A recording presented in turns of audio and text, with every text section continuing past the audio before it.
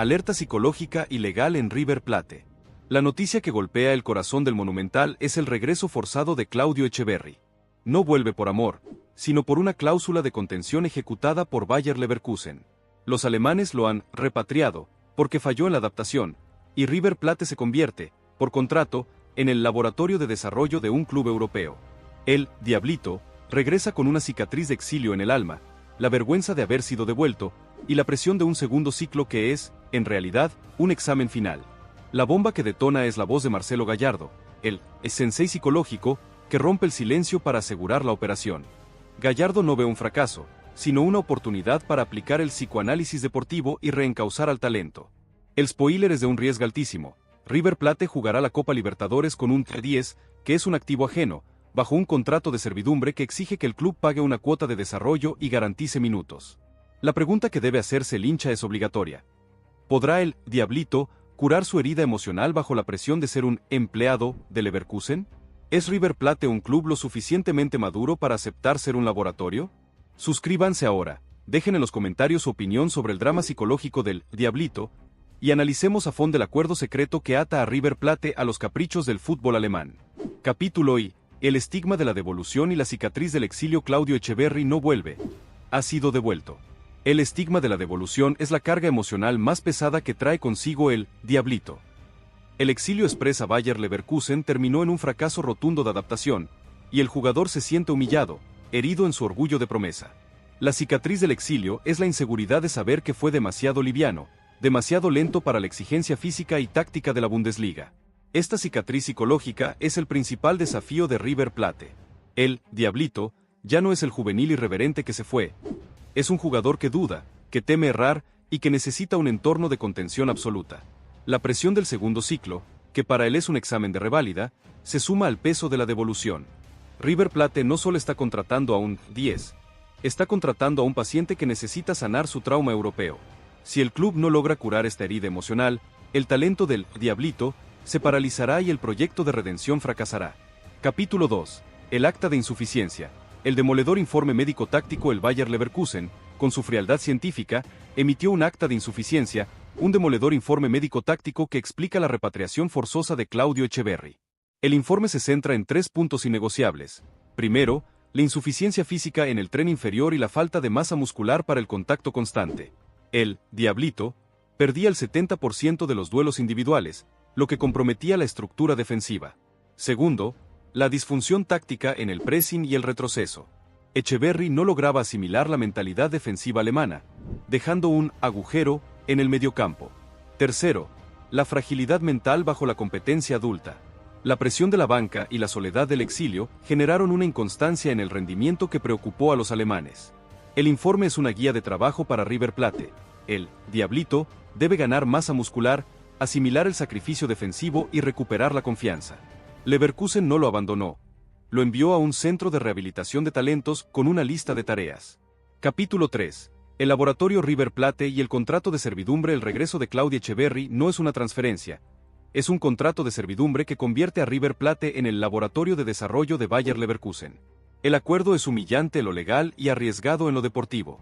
River Plate debe firmar una serie de cláusulas que garantizan la revalorización del activo ajeno. El contrato incluye, primero, una cuota de desarrollo que River Plate debe pagar por el honor de tenerlo en el plantel. Esta cuota obliga a Brito a una venta forzosa, la de un juvenil propio, para conseguir la liquidez. Segundo, la obligación de minutos en alta competencia. Etcheverry debe jugar un mínimo de partidos y ser titular en la Copa Libertadores, lo que obliga al DT a utilizarlo, incluso si no encaja en el sistema. Tercero, la nula opción de compra y la cláusula de repesca inmediata. Leverkusen puede repescarlo si alcanza los objetivos de rendimiento, dejando a River Plate sin el jugador en el momento crucial. El laboratorio River Plate acepta el riesgo de invertir tiempo, dinero y esfuerzo en un jugador que no le pertenece, con la única esperanza de conseguir un título continental con un 10 de élite.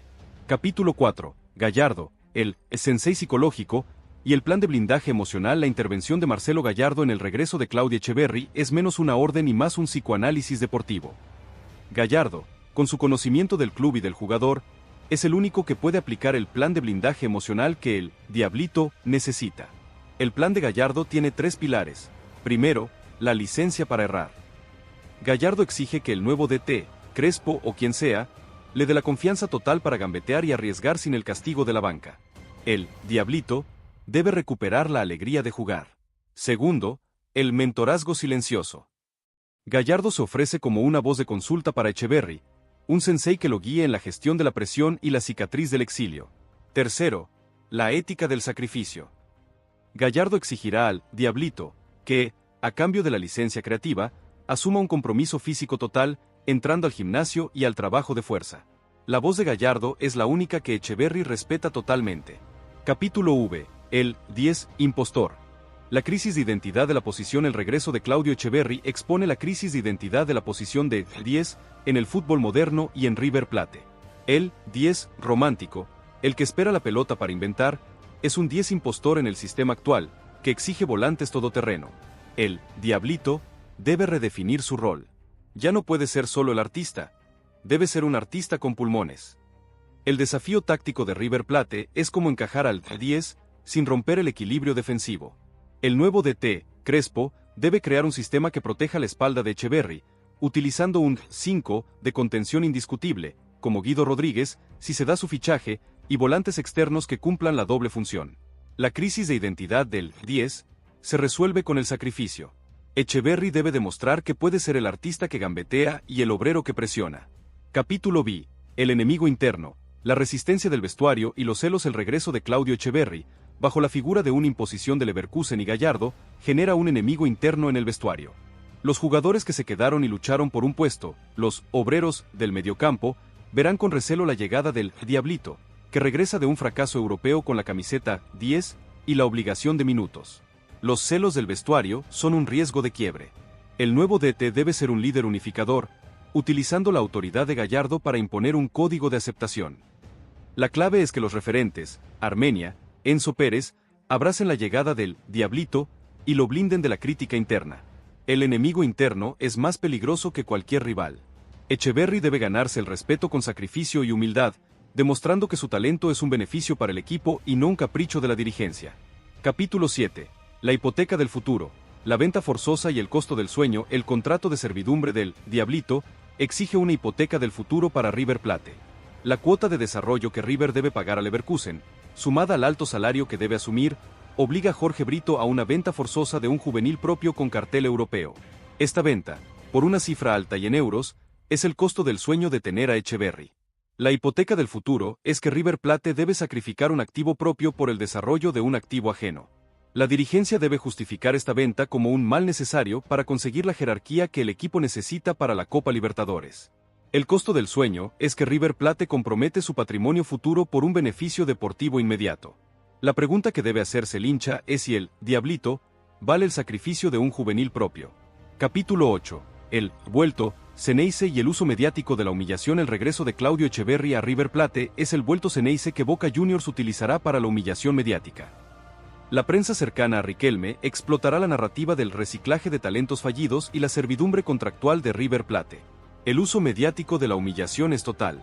Boca intentará deslegitimar la gestión de Brito y la figura de Gallardo. El Diablito se convierte en el saco de boxeo de la prensa Ceneice. River Plate debe ser proactivo y neutralizar la narrativa. El regreso de Etcheverry es la apuesta a la grandeza y la redención del talento. El Diablito debe usar la humillación como combustible para el éxito. Si Etcheverry triunfa, la burla de Boca se convertirá en un silencio absoluto.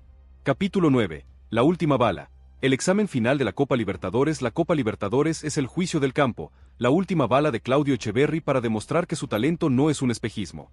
El segundo ciclo es un examen final. Si el Diablito es clave en la obtención del título continental, su carrera se reencausa y su valor de mercado se dispara. Si fracasa, su carrera podría estancarse definitivamente, y Leverkusen lo vendería a un club menor. La presión de la Copa Libertadores es el motor de su redención. Etcheverry debe entender que no hay margen de error. Cada partido es una final. La última bala debe ser certera. La exigencia de Gallardo y la servidumbre contractual de Leverkusen solo se justifican con la obtención del título continental. Capítulo X. La cláusula de repesca y el fantasma de la traición. El contrato de servidumbre con Leverkusen incluye la temida cláusula de repesca inmediata. Si Claudio Etcheverry la rompe en River Plate y se convierte en el 10 que el equipo necesita, Leverkusen puede repescarlo en el momento crucial, antes de las fases finales de la Copa Libertadores. Este es el fantasma de la traición que persigue a River Plate. El club debe desarrollar al jugador, invertir en él, y luego verlo partir sin dejar un beneficio deportivo a largo plazo. La cláusula de repesca es un acto de desconfianza de Leverkusen, que no quiere que River Plate se quede con su activo más valioso. El fantasma de la traición es el riesgo que Brito debe asumir para tener al 10 que el equipo necesita. Capítulo 11. El dilema del DT, Crespo y la imposición del 10 libre. Si Hernán Crespo es el nuevo DT, como indican los rumores, se enfrenta al dilema del DT, la imposición de un 10 libre que no encaja totalmente en su sistema. Crespo, pragmático y vertical, debe decidir si adapta su sistema a Etcheverry, utilizándolo como el 10 creativo que rompe líneas, o si lo utiliza como un volante externo que sacrifica la gambeta por el retroceso. El dilema es político y táctico. Crespo debe honrar la orden ejecutiva de Gallardo, pero también debe ser fiel a su filosofía. El éxito de la era Crespo dependerá de su capacidad para gestionar esta imposición y convertir al 10 romántico en un jugador funcional a su sistema. El dilema del DT es la prueba de fuego de su liderazgo. Capítulo 12. El plan de contención familiar y el aislamiento emocional. El plan de contención familiar es clave para la redención de Claudio Etcheverry. El club debe aislar al Diablito de las redes sociales y el ruido mediático, blindándolo en su entorno familiar. La familia debe ser el muro de contención que lo proteja de la presión de la devolución. El aislamiento emocional es un requisito de Gallardo. Etcheverry debe concentrarse solo en el fútbol, sin distracciones externas. El club debe ser el psicólogo, el mentor y el protector del Diablito. Si el plan de contención familiar fracasa, el Diablito sucumbirá a la presión y su talento se paralizará. Capítulo 13. La pregunta cruel. ¿Quién paga la factura del fracaso? El regreso de Claudio Etcheverry plantea la pregunta cruel que la dirigencia no quiere responder. ¿Quién paga la factura del fracaso de la venta prematura? La factura la paga River Plate, con la venta forzosa de un juvenil, y el Diablito, con la cicatriz de la devolución. La dirigencia de Brito intenta reescribir la narrativa, pero el costo del fracaso es real. La pregunta cruel es si River Plate aprenderá la lección.